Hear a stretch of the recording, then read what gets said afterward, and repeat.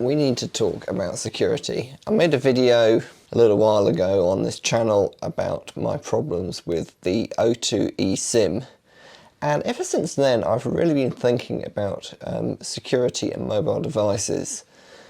If you don't have a control of your digital security, your online security, you could be in serious trouble. These days, almost everything is done using the internet or your mobile phone. Banks are closing down, shops are moving online, government services are moving online. That's great for convenience, but it's also great for the convenience of hackers stealing everything about your life. The number one thing that secures your digital life is a password. And the problem is that passwords are actually completely rubbish. They're hard for us to remember as humans, and they're very easy for machines to guess. So they're the worst of both worlds. And all they really say is that you know a certain thing, and that's, I love cats 21. They know your password, then really they can just do absolutely everything in your world. You see it all the time. People say, oh, my Facebook got hacked. But think about it for a moment. Facebook, they can find out all your secrets on Messenger that you've been talking about with your friends, Instagram, LinkedIn, all of those sort of things, which have really sophisticated amounts of information about you on there. And if they can get that far in, they can find out about your online banking, about your job, all of that sort of stuff. How's that secured? Well, actually, for most things, security comes back to your email. If you go to a website and you forget your password, which we do all the time, there'll be a nice little link and it'll say reset password. And what that will do is it'll send a link to your email, which is your verified email address. And you'll click on that link in your email and you'll be able to reset your password. Is that secure? Well, it's fairly secure so long as you don't have access to your email. Now, I would like to bet that most people have email on their phone. Your phone is sort of really you these days. You aren't you, your phone is you. It is your identity, it is your digital identity. And the only reason most people can't pick up a phone in the street and become another person by using that other person's phone is because the phone will be locked, and hopefully it'll be locked with biometrics, so Face ID or Touch ID if it's an iPhone. And those systems are actually extremely secure. You can hack them if you're the FBI or something, but for the average criminal, they're pretty secure. But what happens when you've got a mask on or something, or you've got gloves on, and you can't use those biometrics? Well, for most people, it will fall back to a passcode. And actually, that's really a big problem, because if you know that passcode, if it's an Apple device, you can go in and you can reset your iCloud password with that passcode. So the first thing you should do is, if you have an iPhone, you should go and change that 6 or 4-digit code to a alphanumeric code, so a password. And really that password just has to be something that you can remember very easily. You won't ever forget, and if someone's looking over your shoulder, there's quite a high chance that they'll get it wrong. So the number one thing you've all got to go and do now is change your phone. Make sure you always have Face ID and Touch ID on if you absolutely can. And there should be very few events when you don't use that, because obviously that's the most secure thing, and you're not going to be showing in public your passcode. But say for whatever reason a hacker did get into your account and was able to access your email for whatever reason. That email account is the most important thing you need to secure.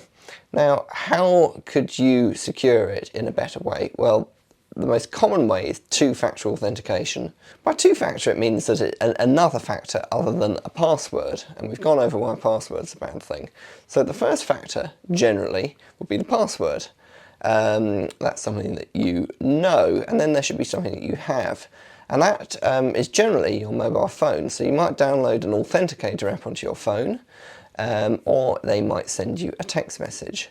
Well, if you watch my video about eSIMs, it's not actually all that difficult to pretend to be someone and get a SIM card in their name, which would actually stop their phone from working, and you could then get all of those two-factor authentication codes sent to your phone. Likewise, if you nicked someone's phone or you found someone's phone or whatever, you could take the SIM card out and you could receive those two-factor authentication codes on another phone. So what might be more secure is to use an authenticator app. The problem with that is, as I found out, if your phone gets lost or damaged or stolen or just breaks, then that app dies with your phone. So really you've got to go have a backup method, and that goes back to sending a text message. So if someone steals your phone and sees that PIN number, really they can just get into absolutely everything. Empty your bank accounts, change your email passwords, change your iCloud passwords, see all of your photos, which you might have taken photos of your mortgage documents, proof of address, your driving license, all of that kind of stuff.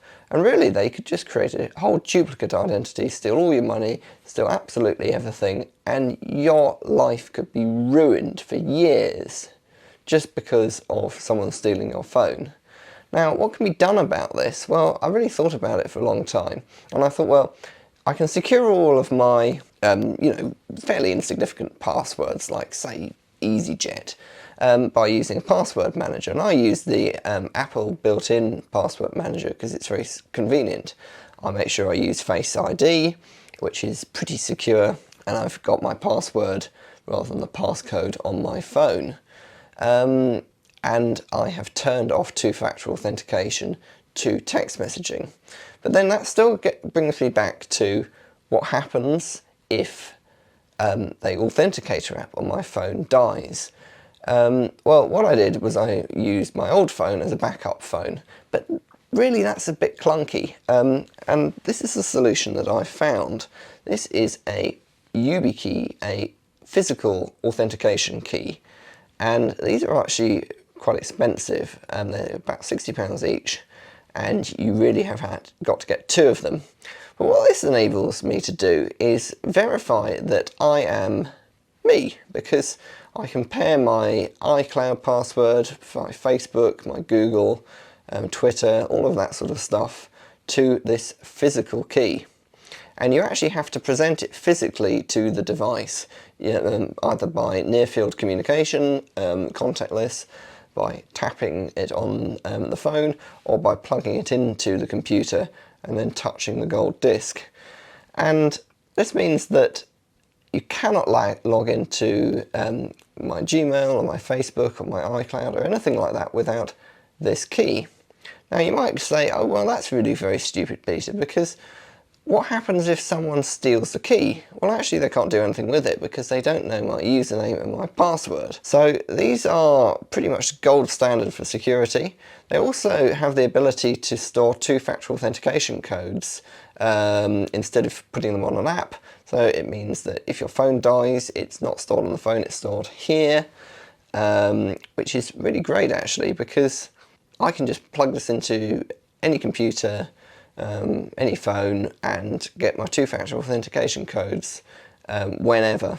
So I really highly recommend this. You do have to buy 2, but once you've got them, it really does offer a huge step up in security for your digital life. The other thing is that it protects you against phishing.